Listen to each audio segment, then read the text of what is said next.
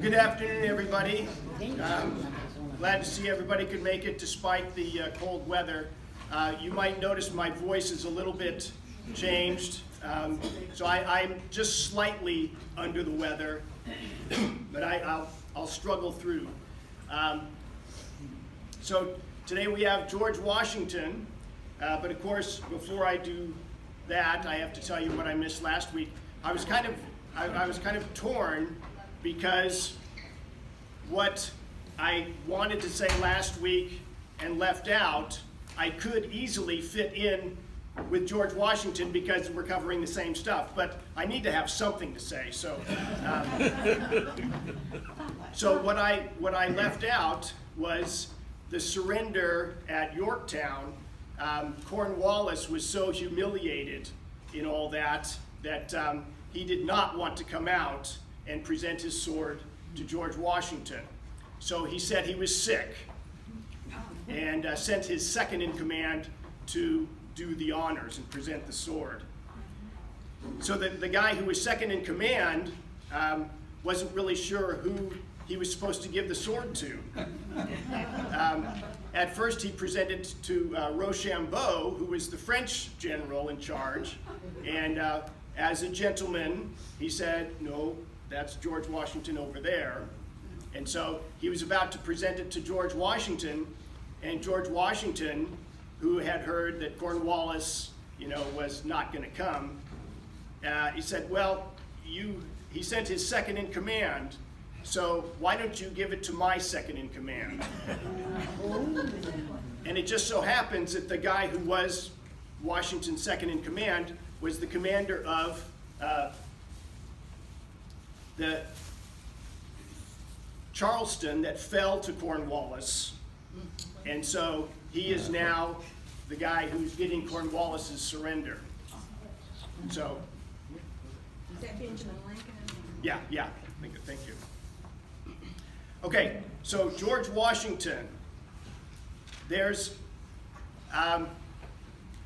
sadly, in our day, the Founding Fathers as a whole, and George Washington in particular, is, I think, coming under fire for the past sins of America, and that people want to downgrade him and maybe not think of him as such a great man that we used to think of him, because after all, he was a slave owner and he did have his faults. So what I want to do is to kind of fight against that. George Washington was, or is, the most significant person in American history. He is the greatest man in American history.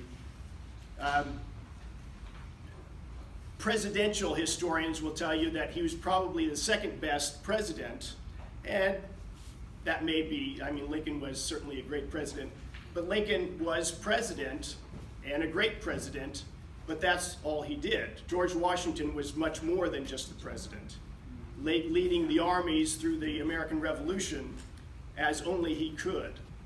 So I just want to say about Washington, really no one could have done what he did. Going over the bibliographies, there's the phrase that was used, the Indespensible Man, and he truly was. Nobody sought after the responsibilities and handled the responsibilities and risked his life, risked his health, risked his property, and most of all his reputation, which he valued above all, as much as Washington did, as frequently as Washington did, and held the burden of responsibility as Washington did. No one could have done what he did for that length of time. So anyway, so George Washington, I was going to do a thing on all the different paintings of George Washington. You could get like half a dozen paintings and put them up side by side, and you think, well, look, there's 6 different guys here. Because some of the artists just were very different from others. So it's kind of hard to say which one is the best one. Although we do have an inkling, people at the time will say, well, this one was better than that one, and that one's not quite a likeness. The one, of course, on the dollar bill is one of the worst.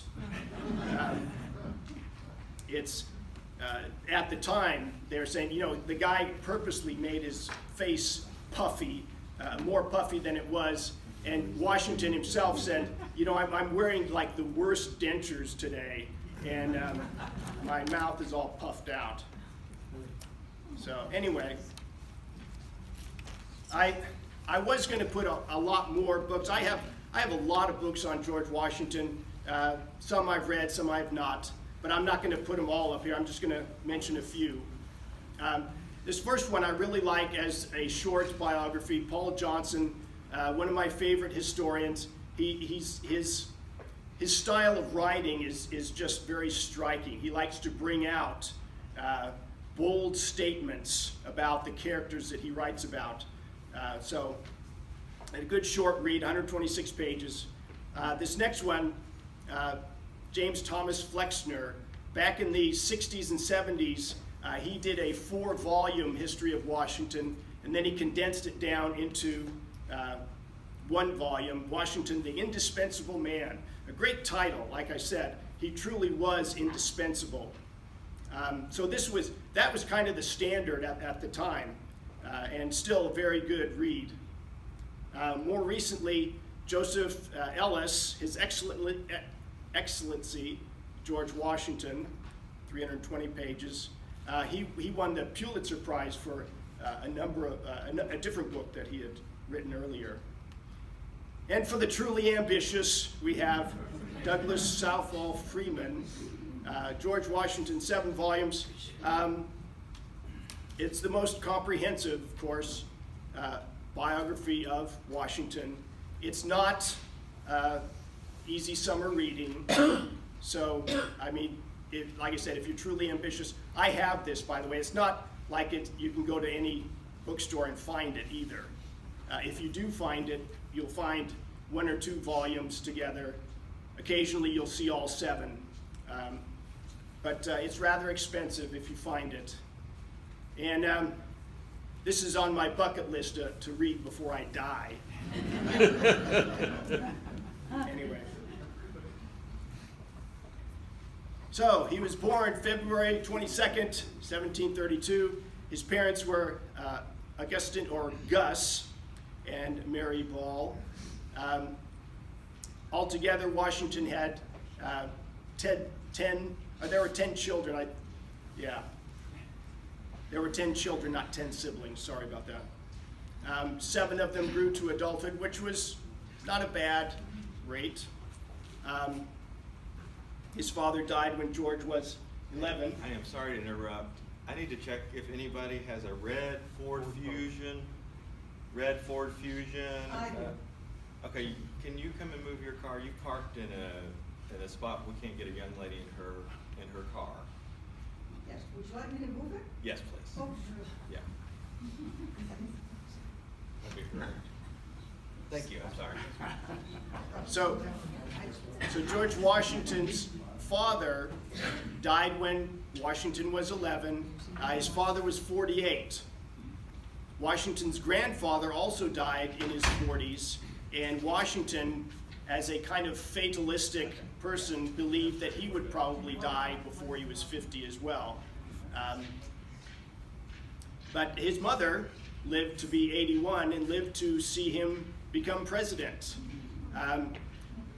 It was said that Washington inherited his physique from his father, large, powerful man, and he inherited his character from his mother, who was a very powerful woman in her own way. It was said, one of the neighbor kids who grew up and later told about it said that he was absolutely terrified of Washington's mother. She was a very imposing person, and not a terribly warm one either. The letters that we have that have survived, she was kind of a bit of a complainer, telling Washington his duty, and never really appreciating the virtues that Washington had. She was kind of a scold, and so she would criticize but never praise him. I mean, he's president of the United States, and you'd think you'd have something nice to say about your own son who does that. One other thing, it's often mentioned that he had huge hands and feet. He was 6'3", which was, back in those days, huge. Very well built, very powerfully built, and he had huge hands. Now, I know there's a medical condition that people talk about that produces huge hands. Does anybody remember what that is? I tried to look it up. Morphism? What is it? Morphism? Is that what it's called? That means long. Acromegaly? What? Acromegaly. Is that what it's called? I'm not positive, but. Okay. I tried looking it up and I couldn't find it. But anyway, and it's possible that he had that condition. But he was a very healthy guy. He got sick now and again like everybody did.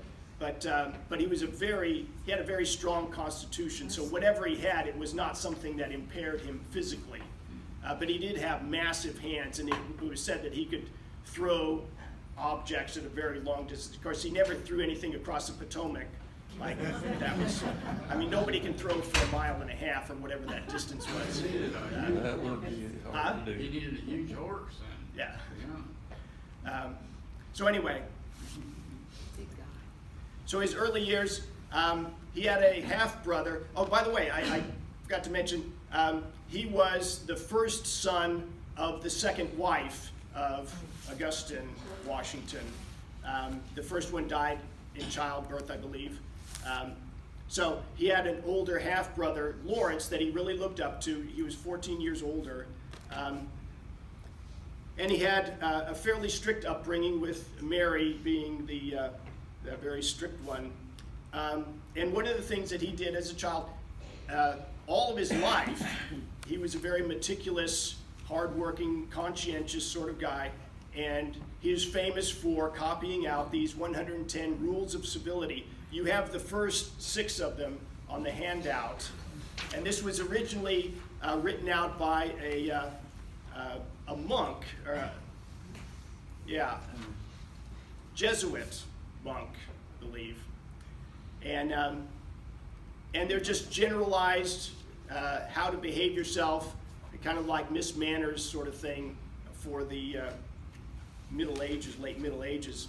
And they were very popular, and he was really into that sort of thing, the self-discipline of rules of civility.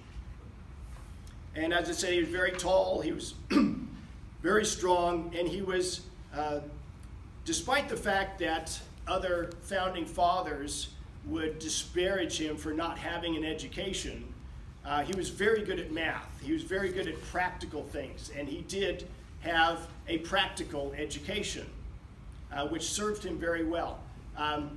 He learned surveying at the age of 14 and became the official surveyor of the county he was in.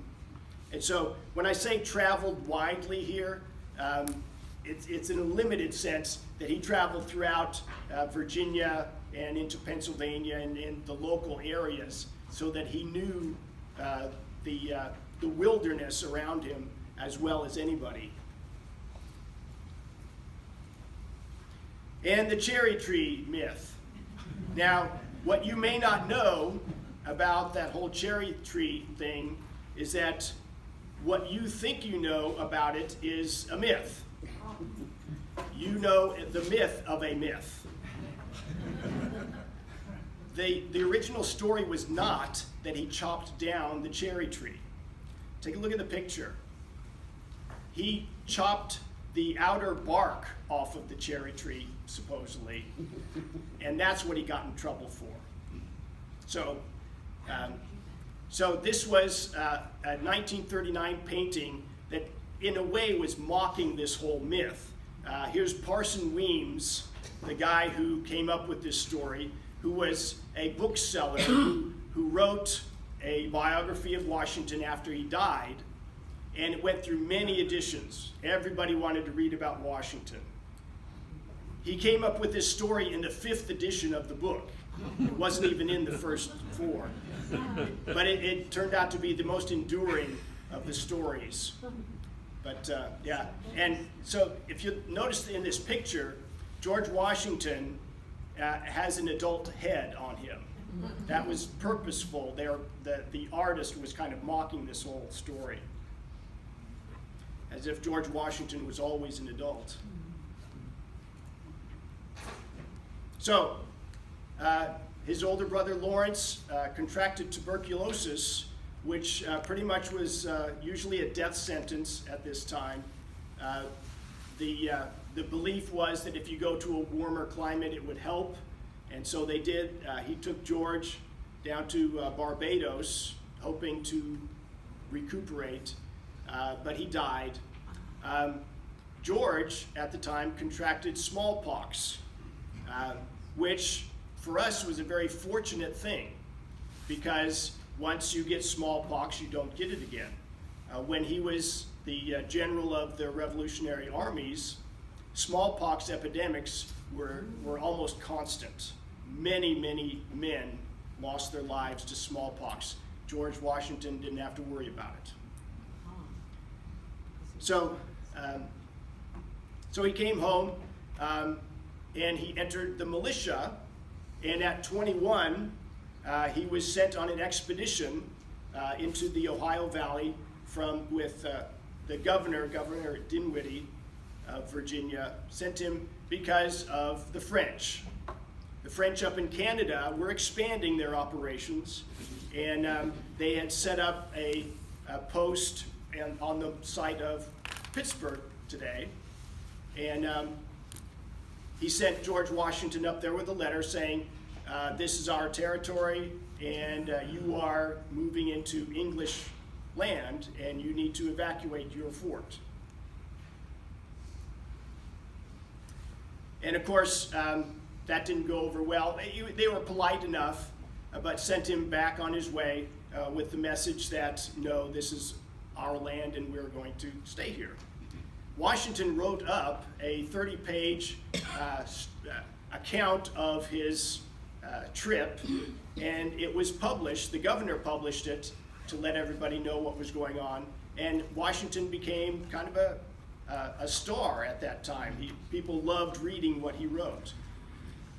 So the governor sent him back with 150 men to take on this fort, and as he was going, the French sent a few men to send a message back to the English, and Washington came across these men, attacked them, killed several of them, and captured the rest. A few of them got away, and it turns out that this French expedition was more diplomatic. It was not an attack, and so George Washington was kind of in a bind at this point. But anyway, he knew that the French were going to counterattack, and so he built Fort Necessity. And this is in July of 1754 now. And he built a very, what he could do, he built. There wasn't much options at the time, but he didn't really put it in a very good spot. He had 150 or so men with some Indians, and he prepared to be attacked.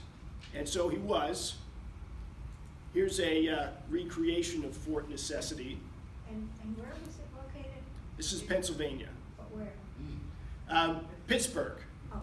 Yeah. So just on the way, on the Monongahela. Did I say that right? Yeah. Allegheny and the Monongahela got together to form the Ohio at Pittsburgh. Yes. Yeah. So this is kind of on the way, just a few miles from that spot. And so he builds Fort Necessity, very flimsy looking fort, but it's all he could do at the time.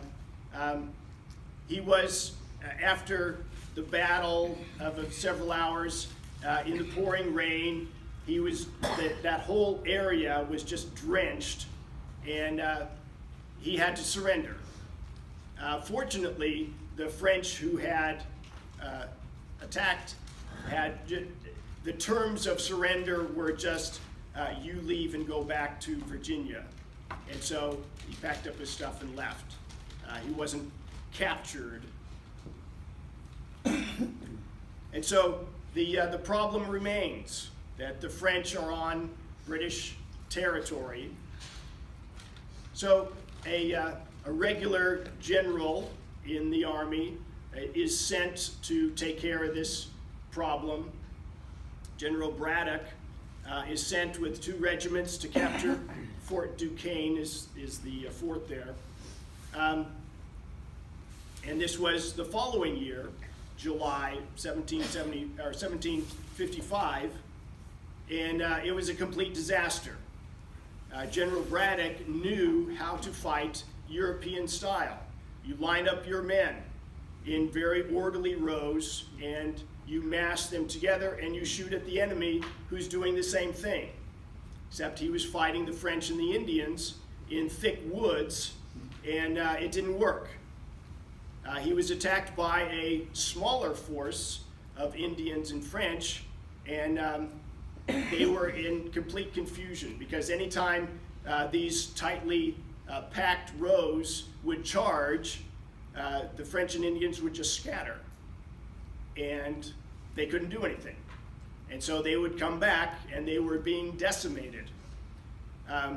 General Braddock was shot, very brave man, but he was right in the middle of things, and he got shot, wounded. And George Washington, who had pleaded with him to go on this mission as well, took charge, and heroically as he could, retreated from the area and saved them from being entirely wiped out.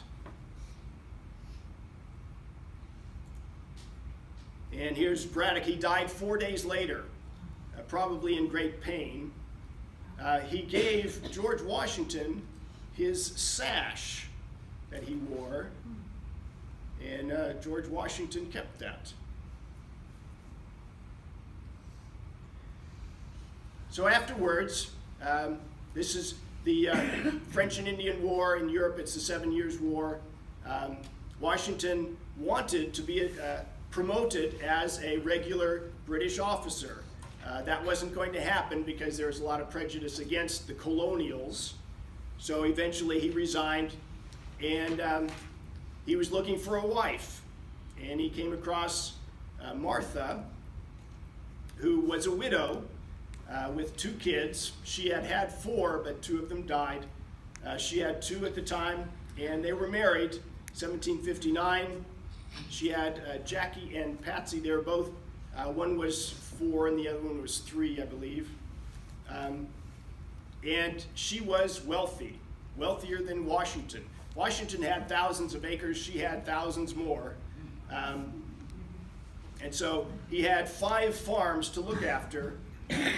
And these years through the 1760s were probably his happiest, because he could manage his farms, he could go fox hunting, he could do the things that he enjoyed most.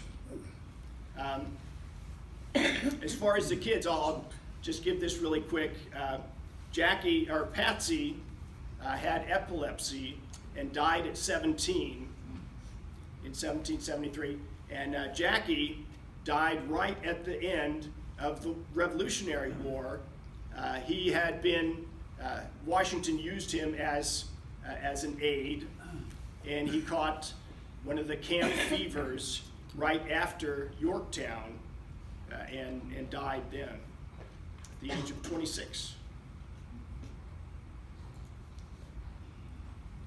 So Washington worked on his plantations. He had over 300 slaves. Now, this one statistic about only half of them worked, I'm not sure is accurate, but it's kind of hard to tell. The reason that so many of them did not work, many of them were young children, many of them were elderly, and so could not work. So how many exactly worked and didn't work, we don't know. But the real point is that George Washington took care of them. If they were too young, of course, they're not going to work. But once they get to a certain age when they can't work, it was the duty of the master to take care of them anyway. And George Washington was generally very good about that. That was his duty. He grew many different things, but he knew that tobacco was depleting the nutrients in the soil, and so he tried to get away from tobacco into wheat and other grains like rye. And he experimented with new crops and crop rotations. He had expanded into milling, commercial fishing, distilling whiskey, and he also had iron forges that he used also. It was said that on a good year, his whiskey distillery could produce up to 11,000 gallons. It gives you an idea of the scale at which he's operating. And for those of you who are into whiskey, you can still get George Washington's whiskey that they still produce there.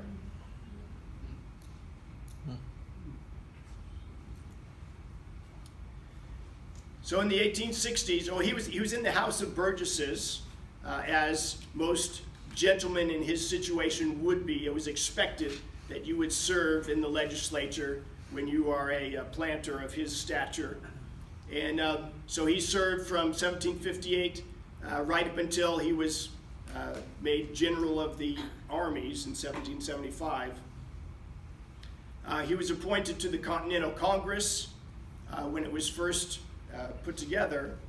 He didn't speak much, but he was known as a man of a very grave countenance and someone you would listen to when he did speak, because it was always fairly impressive. So some of the things that were said about him, and I have that on your handout as he was there. He was someone that when he entered the room, you looked in his direction and you watched him.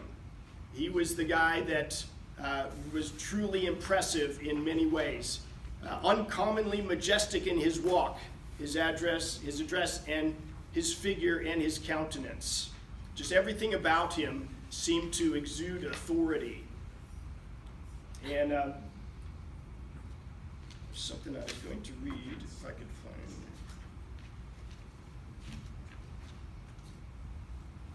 find. When Abigail Adams, John Adams' wife, met him, she was truly impressed, and she wrote,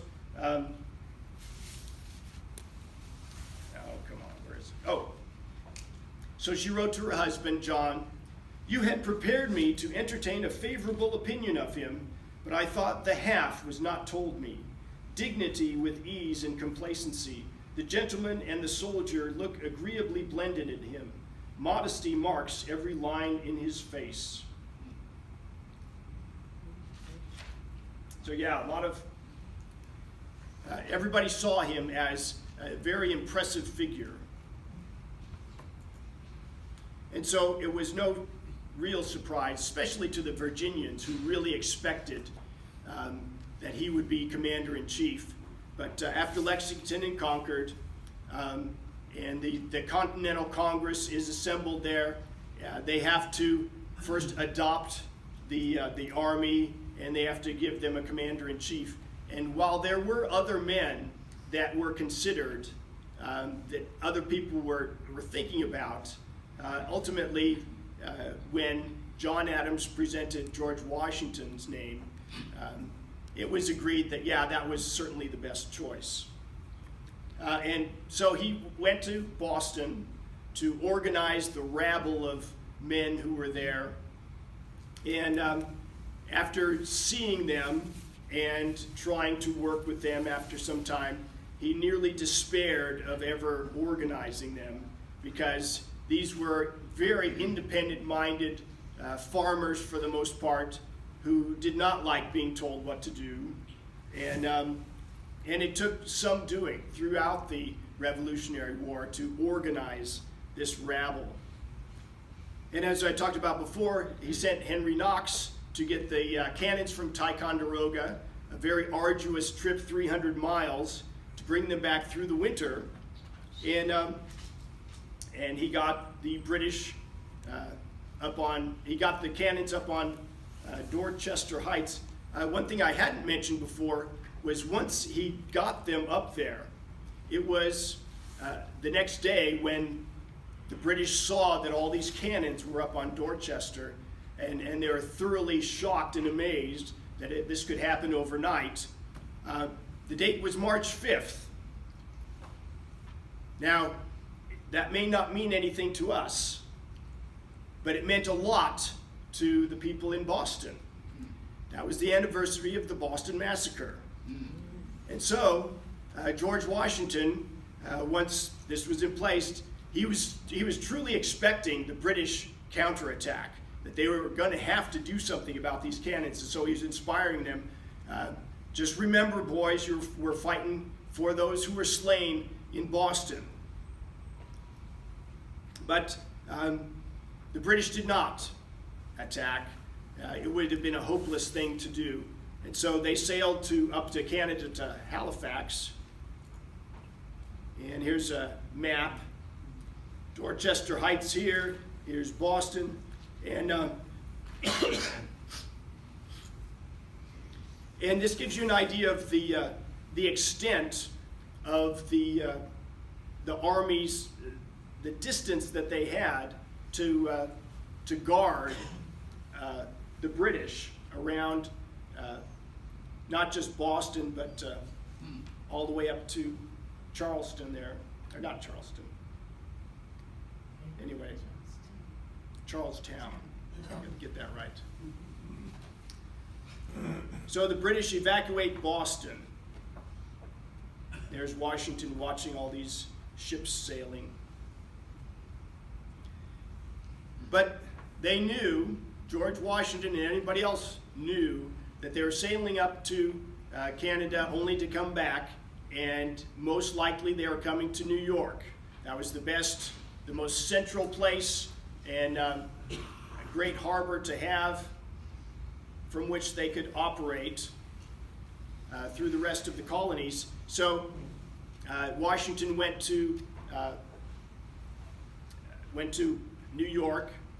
He was going to fortify Manhattan and Brooklyn. Congress was urging him not to let the British take New York, and many other people were saying, there's really no way to stop them. We don't have the manpower. It's not easily defended, and they have the sea. We don't have a navy. They have the best in the world. But Washington felt he needed to try.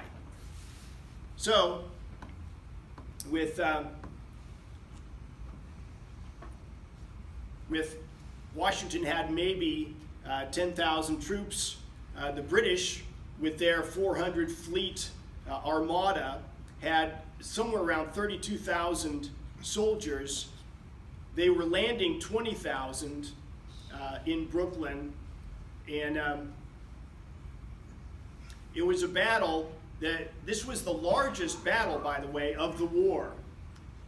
And in some sense, it was very fortunate for Washington that it was a very quick one, that he was flanked quite easily and quickly and sent back to Brooklyn Heights. Because there were a lot fewer casualties that way. The British were going to win this battle regardless. Even if they couldn't have flanked him, they had almost twice as many men. And if they went on a frontal assault, they still would have wiped Washington out and maybe defeated him completely at that point. But they flanked him, and here's the Battle of Brooklyn. They were on Staten Island, which is here, and they landed. Washington had his troops at Brooklyn Heights and was defending at this point and here, and the British sent troops, 10,000 troops, to distract him, and then sent another around Jamaica Pass to flank him. And Washington just didn't see it coming. There were, I think, 5 men guarding the pass. And they were quickly captured, And so once the soldiers who were fighting saw that they were being flanked, they very quickly went back to Brooklyn Heights here, except for just a few hundred under General Sterling, and they were pretty much wiped out. But they saved the army. Washington, seeing these men holding back the British forces, just said, my God, these men, what great men I'm losing today. They pretty much sacrificed themselves. But at the end of the day, here's George Washington behind his barriers in Brooklyn Heights. And so General Howe is being told by his generals, let's take him now. We can wrap him up and we're done with this war. General Howe held back, as he did a number of times that he could have had Washington. And he was going to wait, he was going to prepare. He said, it's kind of the end of the day, we're going to let our soldiers rest, and we're going to prepare to take these barricades, to take Washington up on the heights. And it'll take a couple of days to prepare for this. Washington was expecting him to fight right away, but he didn't. And so his advisors were saying, we really need to get out of here. And so on the 29th, they crossed over into Manhattan. It was very fortunate that there was a storm that happened just prior to push the British ships out of the way. And to distract the British, they lit their fires as they always did at night, kept them burning throughout the night, and quietly went across the river. And some will say miraculously in the morning, when they weren't quite over the river, gotten all of them over, there was a fog that came in, very thick fog, that helped them escape still through the morning hours. And then when the fog lifted, the British were stunned that Washington and his army were completely, had escaped. And by the way, Washington was the last one in the last boat to go across. Wanted to make sure that all of his men were there first.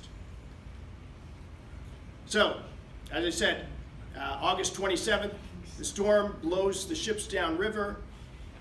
Howe prepares for 2 days, but Washington escapes. And there's a painting of Washington crossing over.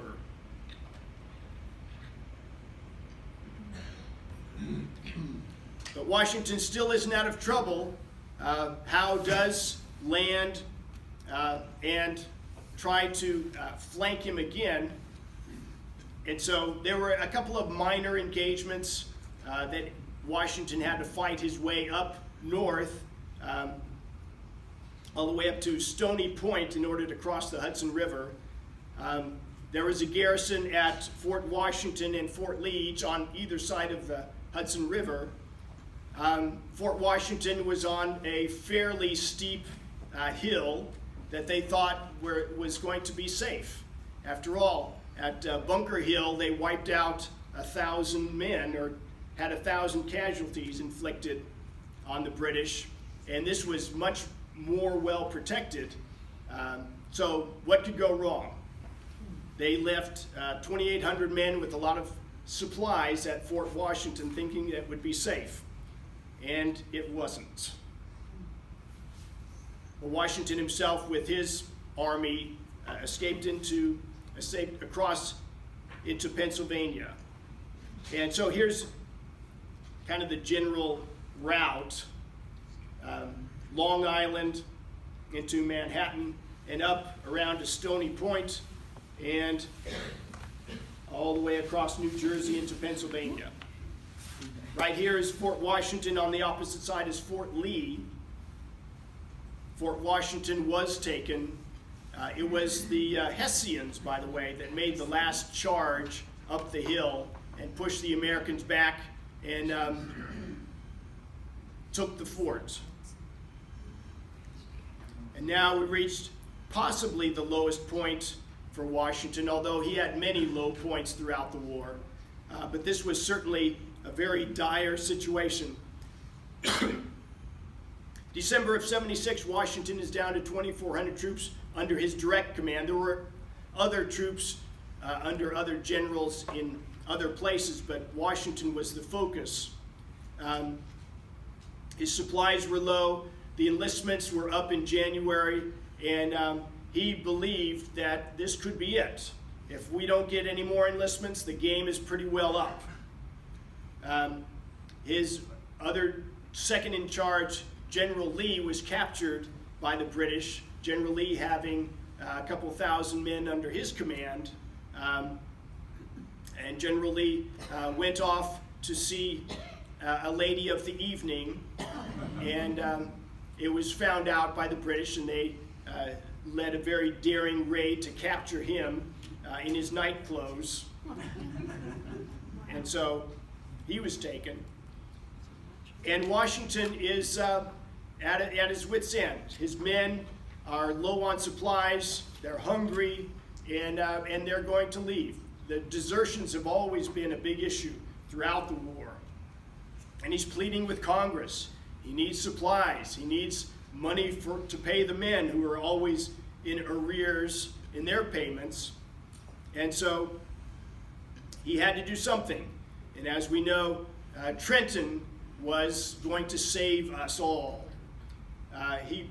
The initial plan was actually an attack on 3 outposts across the Delaware River. But the Delaware, this is winter time, the Delaware is filled with huge chunks of ice. And Washington was his attack was the only one that went through. The other 2 stayed on the other side of the river. So he traveled through the night. He crossed the river, a very daring thing just in and of itself. Then they marched 9 miles in driving sleet and rain. If you ever see a recreation of crossing the Delaware and attacking Trenton, and I know they've done this a number of times, they never do it justice, because there was a storm blowing all night and into the morning. It was not a pleasant experience. It was not nice weather. And so he routed the Hessians, captures 900 out of the 1,500 who were there, and travels back across the Delaware. So there's the Battle of Trenton. One of the things about that battle, one of the heroes of that battle, Henry Knox, who had the artillery. It was the artillery that kept breaking up the Hessians as they tried to form up in their formations. Henry Knox would just focus all of his firepower on that group, and they could never really get organized because of that. So Cornwallis, yes? I have a question. Yes. When they end up with 900 prisoners, how were they dealt with? Did they take them with them? Did they park them someplace? So there was a prisoner exchange. So they had their prisoners, they brought them back, and they had designated guards to take care of them. They would take them to a particular place and board them until there was an exchange. Thanks. So, sure. So Cornwallis, who was just about to go on leave, finds out of this attack. He gathers the other outposts that are out there together at Trenton, not Trenton, but Princeton. And then from Princeton, he was going to attack Washington, who found out about Cornwallis and wanted to confront him. So Washington crosses the Delaware again, goes into Trenton, and by this time, Washington has a few more men gathered together. But he knows he's still outnumbered. So as Cornwallis is on the road to Trenton from Princeton, Washington sends out detachments of men to slow him down, just skirmishers to make sure that he isn't going too quickly so that Washington could prepare. Washington goes to Trenton. He's on the Assunpink. how do you pronounce that one? Assunpink River. Nobody knows that one? It's right out of Trenton is on the Delaware, but there's this little creek that comes to the Delaware at that point also, Trenton. It's called, that's how it's spelled, Assunpink River. Anyway, so there's a little bridge that Washington crossed over that bridge, and he's on the opposite side of Trenton and Cornwallis as he comes. There's a short skirmish preventing Cornwallis from crossing the bridge, and then it's nighttime, and again, Washington needs to get out of the way because he's outnumbered. Cornwallis is thinking he can attack him in the morning and wipe out Washington. But so anyway, it sometimes called the Second Battle of Trenton. So here's Trenton. Here's the Assunpink River. Washington was on the opposite side of it. Cornwallis had come from Princeton and attacked, and Washington kept him from crossing the bridge. That night, Washington, again, had a few men keep the fires burning, and he told them to hit the ground every once in a while with your picks and shovels to make them think that we're digging in entrenchments there. And then Washington escapes off to the right up to Princeton and the garrison that's still there. So, keeping the campfires burning again, Washington escapes around the right of Cornwallis, heads for Princeton, where there's about 1,200 men in that garrison and some supplies. The Americans rout that British garrison and loot the supply wagons. And at that point, it's, I think, somewhere near mid-January, and they head to winter quarters. Cornwallis was going to pursue him at first, but then decided that he was going to go to winter quarters also in New Brunswick. Then we come to 1777. General Howe in New York believes that taking Philadelphia will deal a severe blow to the colonists or the Americans. And since that was the capital, so he sets out, and instead of coming up the Delaware River, he decided to go around to the Chesapeake and march across. There's a place called the Head of Elk that he lands his ships, and the men march from that point to Philadelphia. Washington wanted to engage him, but knew that he had to be very careful not to get wiped out himself. And so he set a trap for Howe at Brandywine Creek. Somebody corrected me, I think a week or so ago, because I called Brandywine a town, and it's not. That was my mistake. It's a creek where that battle was. But again, Washington meets Howe. Howe flanks Washington and routs him, and that was September 11th of 77. And Howe enters Philadelphia. So here's the Battle of Brandywine. Washington was here and watching along the creek up to this point. Howe comes around just a little further and flanks him again.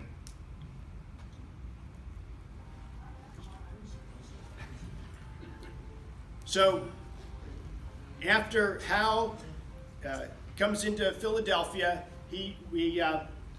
they are pretty much settled, and he has his soldiers garrisoned at the smaller towns around Philadelphia, one of them being Germantown, where he has several thousand soldiers who are going to stay there. And Washington wanted to attack. He wanted to make an impression and get some sort of victory before the end of the year. And so this was going to be a very daring attack in the early morning hours, and it was really just a little too complex for the soldiers to handle. It was like a 3 or 4 pronged attack that was all supposed to happen at the same time, and those things never generally work out too well. But the big problem, though, the fog was so thick, they were hoping that that would help them instill confusion in the British forces, but it did as much damage to their own confusion as it did the British. But the one thing that stands out that most historians will tell you could have been the main reason why this whole attack failed was there was a stone house that Washington with his troops were passing by, and they were pushing the British back, and they wanted to chase them. And Washington, they stopped at this house. There's 120 or so men in this large mansion. And so the question is, do we just pass by and just leave some guards there, or do we need to take this mansion before we move on? And this is one time that Henry Knox messed up. Henry Knox, with his book learning, said you never leave a garrison behind you. It's like leaving a castle from the medieval days. If you're going from castle to castle, you don't leave one in your rear to, come back and attack you. So Knox said, no, we've got to take this mansion first before we move on. And so they stopped, and they started firing cannons at it, and the cannons were not penetrating. The balls would just bounce off the house. They tried rushing it and attacking that way, and they lost several men and couldn't make an impression at all. So they lost several precious hours at this one house. And by that time, confusion was ruling throughout the American troops, and they had to retreat. At some points, the Americans were firing on themselves because the fog was so thick that you couldn't tell one from the other. So this is, they call it the Chu House. Benjamin Chu owned the house, and that's why it was the Chu House. This is a picture of the Americans firing at it. This is the house today. It's Cliveden. And I'm sure it's a historical monument that you can go visit. And after that point, that was October, everybody's going into winter quarters. And this is the famous Valley Forge winter. Oddly enough, it was not the most severe cold winter of the war. It was a difficult winter because the supplies were low and morale was low because they had lost 2 battles in a row, Washington's troops. The bright spot of Valley Forge was General von Steuben, a German officer who came, like many, both from France and from Germany. Officers come and tell Congress that they need to get a commission in the American Army because they will be very valuable in helping Washington defeat the British. Some of them were phonies. Some of them had true, honest credentials, but were just lousy soldiers. On the other hand, some of them were very quite honest about what they had. Lafayette was one of them and proved to be very valuable, like a son to Washington. General von Steuben was kind of a mixture. He presented his credentials as an officer of the Prussian army and a long list of accomplishments that he supposedly had, and he pretty much lied about it. He did have experience in the Prussian military, but not near the amount that he said he did. On the other hand, he was extremely talented in what he did. He became the trainer of the American military, he trained the troops how to march. One of the most important things that a soldier in the 1700s had to do was march, follow orders correctly. Maneuvering on the battlefield was a very important talent that soldiers had to have, and that's what von Steuben trained them to do. For those of you who know what it's like to have a drill sergeant train you, you kind of get the feeling for what a good drill sergeant does and is, and a lousy one. I was in the Army Reserve many years ago, and you could tell the difference between a really good drill sergeant and one that was not very good had nothing to do with whether they were mean or nice to you. It was their own inner talent and how much authority they could exert on you and how much value they let you know that you had. Von Steuben was absolutely loved by the American troops, even though he cussed them out regularly for infractions and not marching correctly. But they loved him because he was good at what he did, and he loved them too. One of the comments that he made that's very telling is that in Europe, when you're ordering European soldiers, you just tell them what to do and they do it. In America, you cannot just order troops to do stuff. They want to know why. And so he says, so I explain to them why you're supposed to do this, and then they do it. So, very telling difference between an American and European at that time. So, he trained them military precision in their marching.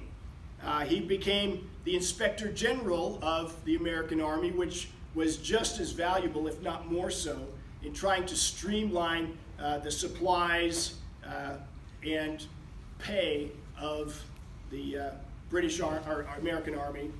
He also wrote the manual for discipline and order of the troops that was the standard until the War of 1812. And he became Washington's Chief of Staff later on as well.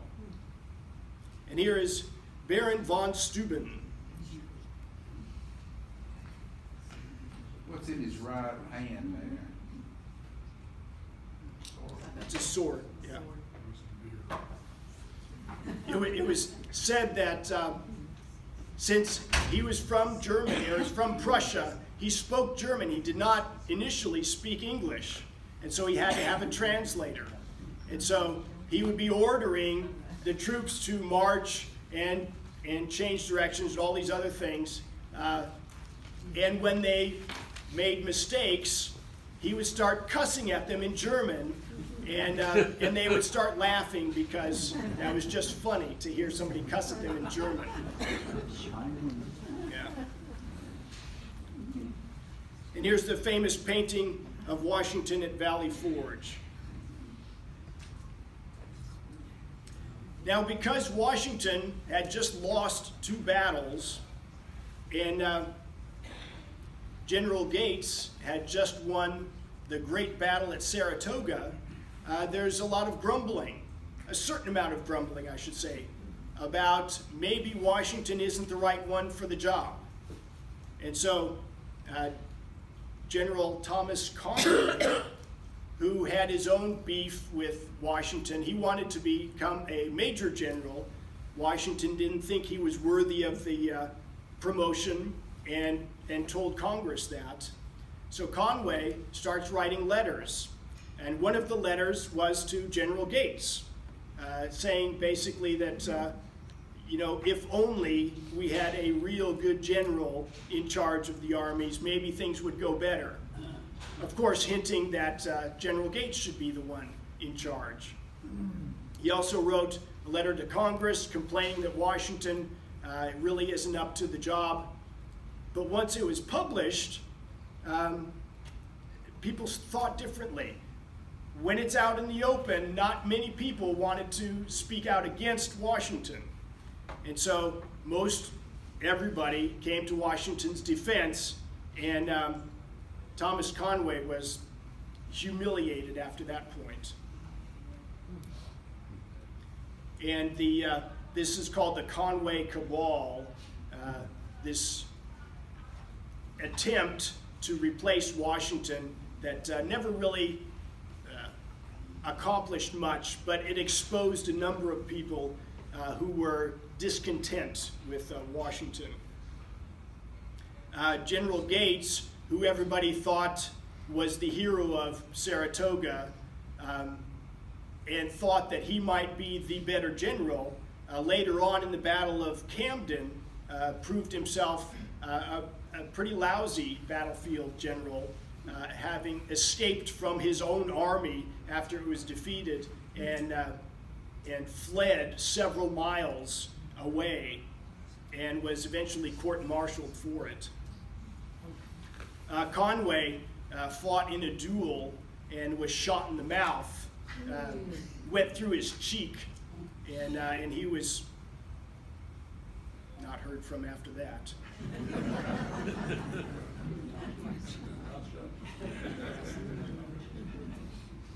So one of the most impressive battles of the war, and quite possibly the one that lasted the longest, Monmouth Courthouse. Clinton is now in charge. Howe has retired.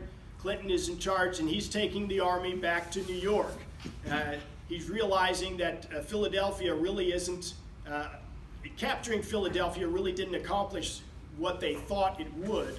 So he needs to get back to New York, the more central place. And so as he's marching his men over to New York, Washington thought this would be a good opportunity to engage and have a real showdown. Washington, General Lee, who had been captured a couple years before, had been released on a prisoner exchange and is now the second in charge and doesn't like the idea. Washington proposes this attack. General Lee says, no, we shouldn't be doing this. This isn't going to work. And so Washington says, fine, I'll have Lafayette lead this one. And so he's preparing for this battle, and General Lee comes back and says, no, I'm really the one who should do this. And Washington said, well, are you going to do it or not? And do you believe in this? And so General Lee says, yeah, I will take charge of this. So they attack as Clinton is marching his troops.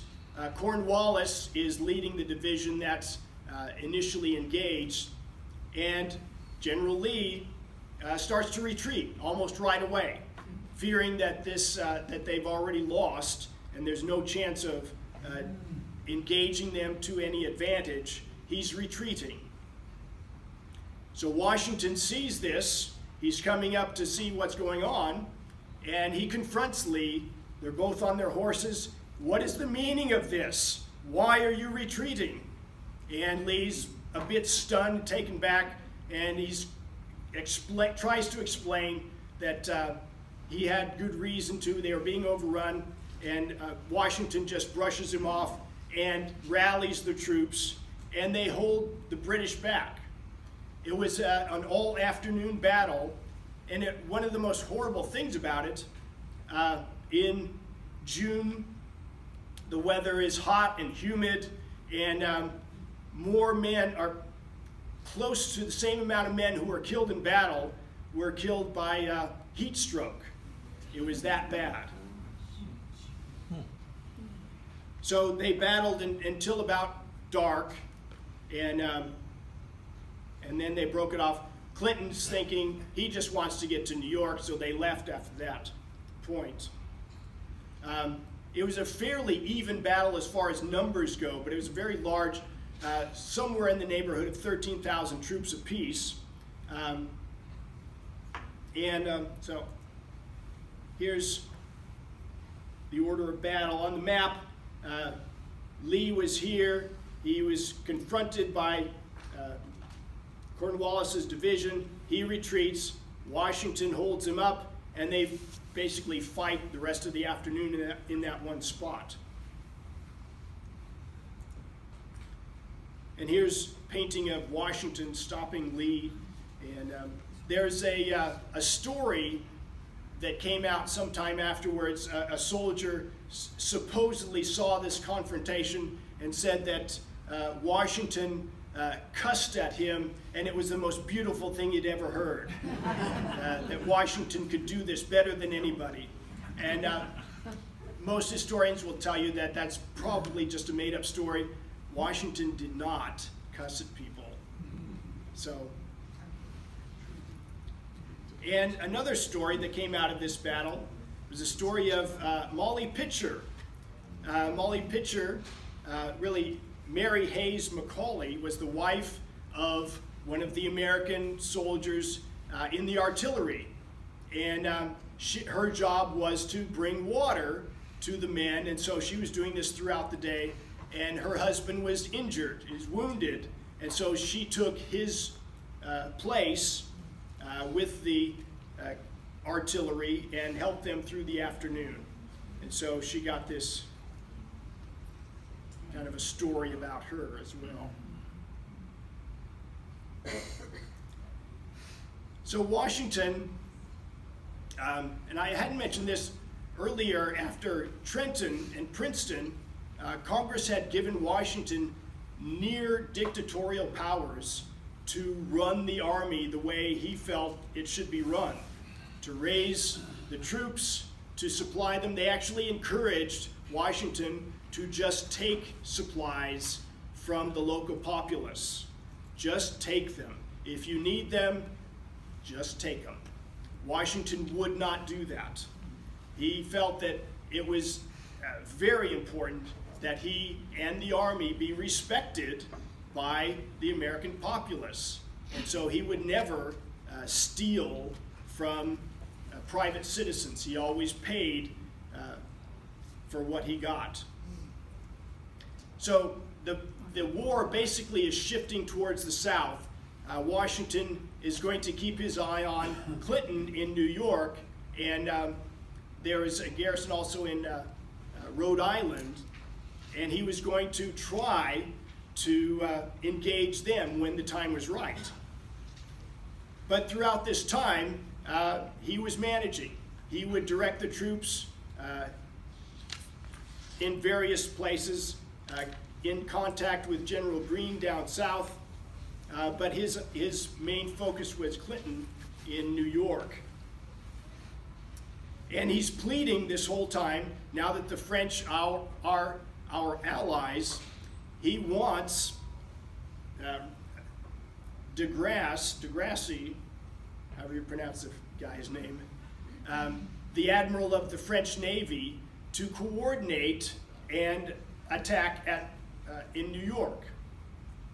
And that's what he's been trying to do for some time. The British had evacuated Rhode Island in 1780, and the French actually have that after that point. Another low spot, of course, in 1780 is when Benedict Arnold turns on him. And so things are not really looking that good until Cornwallis, eventually coming up from South Carolina, is ordered to the coast in Virginia, and he takes over Yorktown, believing quite logically that he would be safe there. The British have the best navy in the world, and de Grasse, the French admiral, has been mostly in the West Indies. He has not been much of a danger to the British.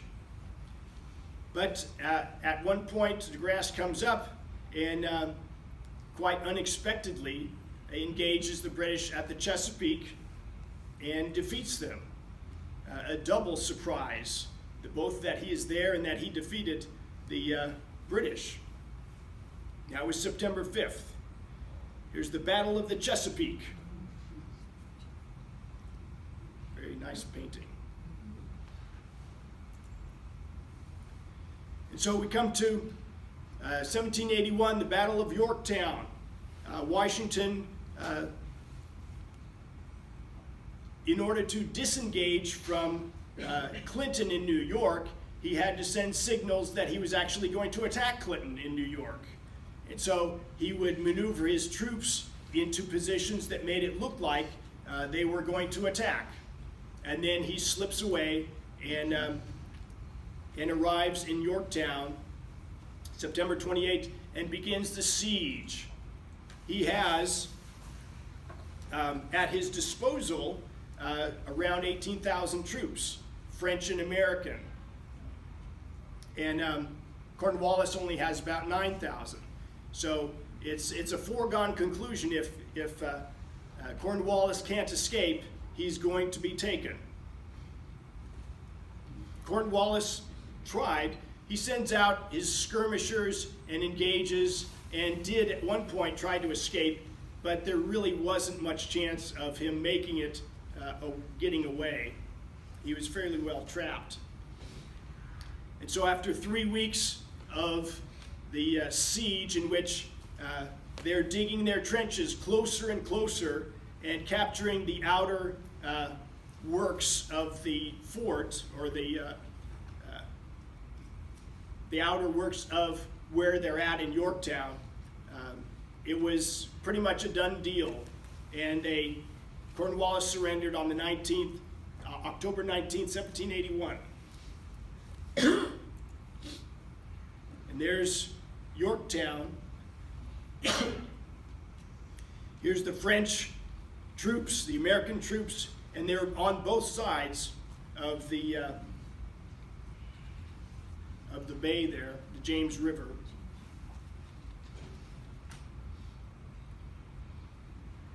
And so at that point, once Cornwallis surrendered, a lot of people knew that this was probably it for the British in America. Washington also believed that this was a very dangerous time for America, because so many were wanting to let down their guard. And Washington had even more work to do to keep the troops together and not give up, thinking that this would be it.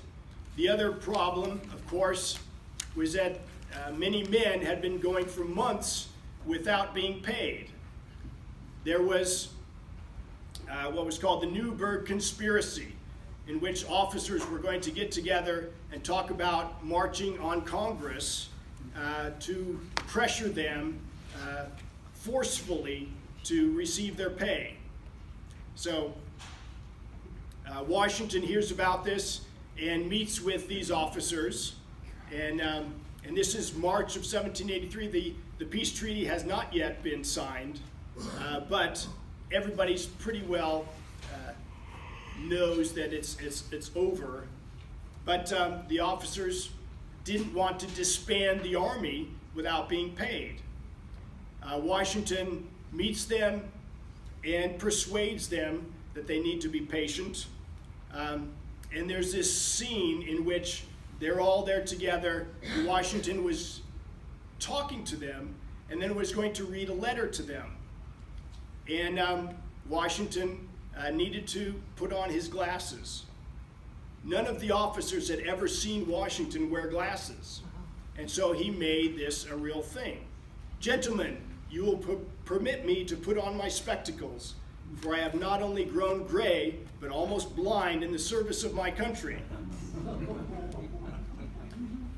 And so they kind of break down at that point, and many of them are in tears, and they give up on this march on Congress. So here he is talking to his officers, and he keeps them from going after Congress. And then there's another very touching scene. In December of 1783, the British, the peace treaty has been signed. The British have evacuated New York. And so Washington now wants to meet with his officers and personally tell them goodbye, that we're done here. So this was the final dinner at Fraunces Tavern in New York. And at the end, he asks to shake the hand of each and every one of them as they leave. And of course, every one of them are all teared up and very emotional. Did you say Cornwallis surrendered in 1781? What happened for 2 years to Not 1783? too much. Yeah, that's a good question. Why is it that it took so long for the final the peace agreement to happen? Not a lot was happening. The troops were there. The British troops were in New York. There were a few minor operations, a couple of little raids that the British did, but for the most part, everybody was just in their camps and keeping an eye on the other side. But no major engagements. What's that? Was there stuff going on in the south? I don't know. How about Kings Mountain? Kings Mountain happened before 1781. We're talking about the period of time after Yorktown and the peace treaty. You know, it's- So by that time, the British presence in the South had pretty much disappeared. The loyalists who were still around were not a force to be reckoned with at all. So there wasn't much happening. Yes? Did the French exact any price for their involvement? No, not really. I mean, later on they wanted to. With the French Revolution, they expected us to help them out. But no, they loaned money and they gave troops to fight in the battles, but there was not, you owe us now, other than, we are friends and you will help us in the future since we helped you.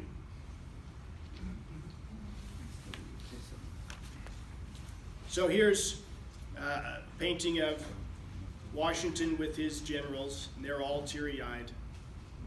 And then one of the greatest things that Washington ever did was to resign his commission. He could have very easily become the leader of America and, in a sense, the king, the new King George of America, if he wanted to. The troops would have backed him up. A lot of people who were very frustrated with Congress would have liked it as well. But he went to Congress and he resigned his commission. And at that point, he was, of course, pleading for his officers to be paid. And the near dictatorial powers that he had, he gave up. When George III heard that George Washington was planning on resigning his commission, he said plainly, if he does that, he'll be the greatest man in the world. And he wasn't far wrong. So Washington resigned. And then afterward, the Constitutional Convention, of course, Washington had to be the president of the convention because nobody could imagine being president over Washington at the convention. And the powers of the president in our Constitution were created for Washington. Everybody knew he would be the president, and so they designed the powers accordingly.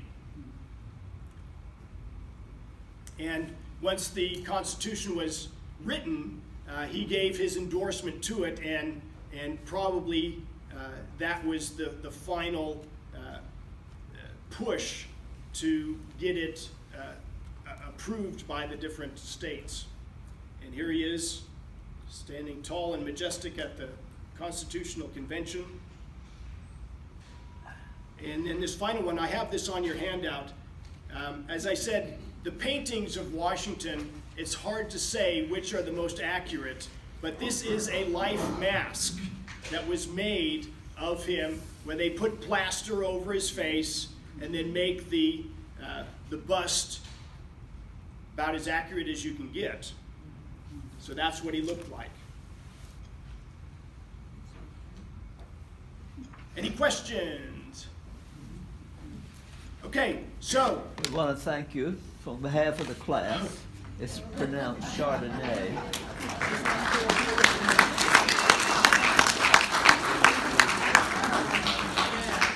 That's French for white wine. Thank you very much, thank you. But before you leave, I have to give you the final exam. 2 questions. When is Independence Day? July 7th. Thank you. The other question, what do you drink on Independence Day? Beer, Oh, come on. What do the founding fathers drink? Madeira. Madeira, thank you.